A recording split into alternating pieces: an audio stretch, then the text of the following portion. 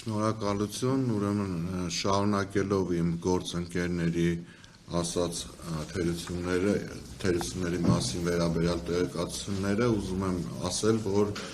մենք պատրաստվում ենք ներկայացնել ծավալուն գրավոր զեկույց, թե ինչպիսի խախտումներ են եղել, ուղղակի հիմա ներկայացնեմ դրանք տեսակավորված եւ օրինակներ բերեմ կոնկրետ տեղամասերից 1-2 դրվագներով, մնացածը հետագայում շատ ավելի տասնյակներով կներկայացնենք։ Մասնավորապես, ինչպես նշեց պարոն Չալաբյանը,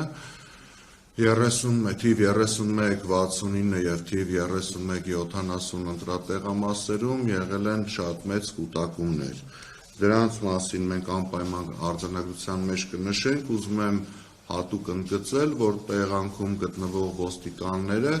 որևիցե փորձ չեն կատարել, առնվազն մեզ հայտնի դեպքեր չկան, որ փորձել են օրինակ այդ կուտակումների հետ որոշակի գործողություններ դրսևորեն, այլ ուղղակի լոյալ կանգնած նայում են, թե ինչա կատարվում։ Ունենք խախտումներ սենյակների մեծությունների հետ կապված, գիտենք օրենքը թույլ է տալիս որոշակի քանակով մարդիկ գտնվեն, ընտրողներ գտնվեն ընտրատեղամասերում, ցավոք սրտի կային ընտրատեղամասեր, որտեղ ընդամենը 2-3 քաղաքացուց ավելի ուղղակի հնարավոր չէր գտնվեին, իսկ դա եւս բերում էր կուտակումների։ Այդպիսի տեղամասեր են եղել օրինակ թիվ 31-01, թիվ 31-30 եւ այլն, Բազմիցս ականատես ենք եղել եւ ունենք տեսարան նկարահանված, որոնցից մի դրվագի դեպքում ես անձամբ ուղեղի եթերում հաղորդում եմ ներկայացրել բաց քվեարկությունների, որոնց տեսանկարահանված վիդեոները, ֆոտոները կան,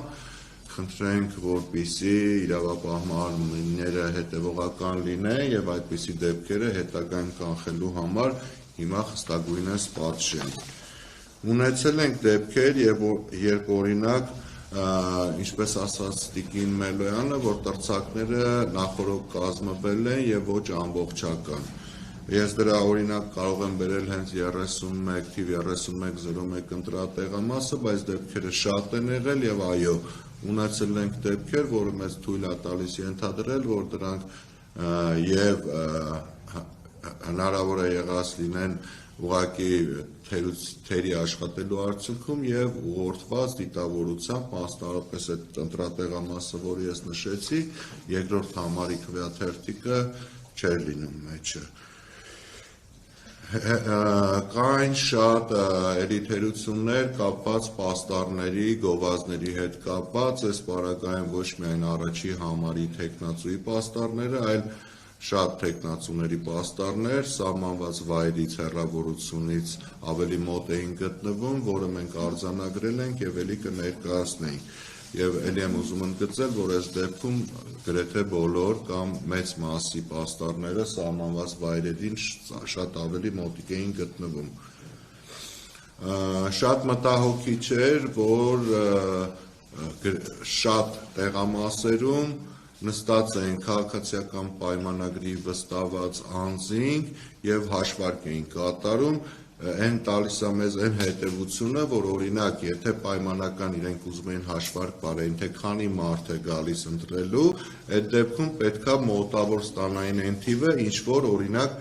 դրոշմանիչները չկար, կամ ինչքան մարդա մասնակցի, այնինչ օրինակ դրա կեսներ կամ 1/3 էին իրենք հաշվառում, ակնհայտ էր, որ իրենք գիտեն, թե այդ մտնողը ով է եւ ում օգտին է քվեարկելու։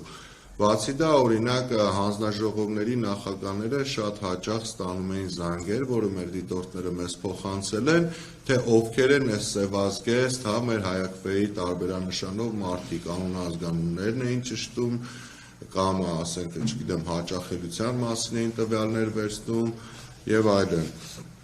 Ունենք նաեւ դեպքեր, երբ որ մեքենաներով մարդկանց ուղղորդում են եւ եթե բնական է, որ մի մեքենան օրվա ընթացքում ասենք 1 կամ 2 անգամ է գալի, օրինակ եթե ես եկել եմ քվեարկել եմ, հետո իմ մորս կամ ընտանիքից մեկ այլ անդամի եմ բերել, դա իհարկե տարբերվում է, բայց եթե մեքենան կես ժամը 1 կամ մի ժամը 1 պարբերականությամբ օրվա ընթացքում 10-20 անգամ մոտենում են ընտրատեղամասին, հետեւաբար մենք կարող ենք մեզ թույլ տալ ենթադրել, որ դրանք ուղղորդված մարդիկ են եւ երևի նաեւ ճնշումների ենթարկված թող իրավապահ ուսումնասիրեն այդ դեպքերը, մենք որոշ դեպքերում նաև մեքենաների տվյալները հրապարակել ենք, թող ուսումնասիրեն, պարզեն, թե ինչպիսի հանգամանքներում ա եղել, որ նույն մեքենային, նույն ընտրատեղամասին օրվա ընթացքում բազմիցս մոտեցել է։ Շնորհակալություն։